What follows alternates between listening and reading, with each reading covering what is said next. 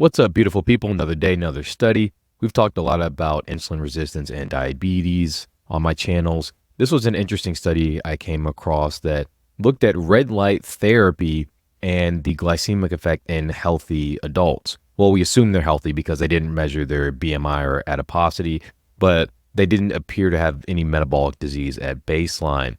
Now, what they did was they had participants do an oral glucose tolerance test with 75 grams of glucose. And they had a placebo group and a group that got red light exposure for 15 minutes, 45 minutes prior to the challenge. And they found that in the red light therapy group, there was a reduction in glucose compared to the placebo group. And when they looked at actually the difference in just the intervention group, they did see that the intervention group alone, when compared to their baseline, showed a reduction in glucose. Now, there are some essential things to consider here. These were healthy participants. We need to study this in people who have insulin resistance. Postprandial glucose elevations in people who don't have diabetes are not something to worry about. That's normal. Your blood sugar should come up and then go down.